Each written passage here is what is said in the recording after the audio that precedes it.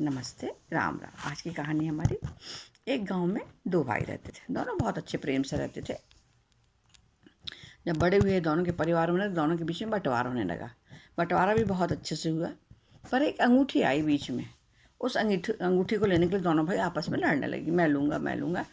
उस अंगूठी को लेकर दोनों जब बहुत ज़्यादा लड़ने लगे, आपस में सुलझ नहीं पाते, दोनों एक संत के पास गए। संत ने कहा, ये अंगूठी आप हमारे पास रख दो और कल आकर ले जाना। दोनों ने अंगूठी उनको दे दी और चले गए। संत ने एक सुनार को बुलाया और कहा कि अंगूठी बिल्कुल ऐसी ही अंगूठी बना दो कि कोई अंतर नहीं होना चाहिए, ना दिखने में ना वजन में कोई अंतर, बिल्कुल वैसी ही बना दो। सुनार ने बिल्कुल वैसी अंगूठी लाकर संत जी को दे दी। संत जी ने सुनार को पैसे दे दिए, सुनार चला गया। जब भाई लौट कर आए तो संत ने दोनों को अंगूठी पकड़ा दी, दोनों को एक अंगूठी दे दी, अलग अलग दे दी। अब दोनों प्रसन्न कि संत जी ने बहुत अच्छा किया, मुझे अंगूठी दी। दोनों को तो पता ही था कि हम दोनों के पास अंगूठी है।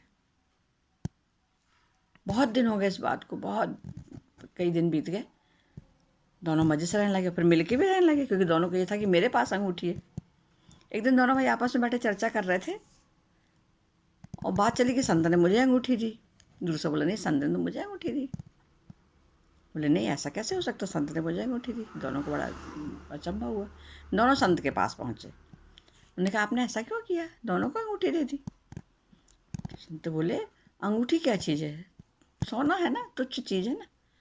तुम दोनों का तो इस अंगूठी के संबंध बिगड़े जा रहे थे। संबंध कीमती होते हैं, है ना? हमें अपने संबंधों को नहीं बिगाड़ना चाहिए, संबंधों में दूरी नहीं करना चाहिए। संत ने दोनों को समझाया।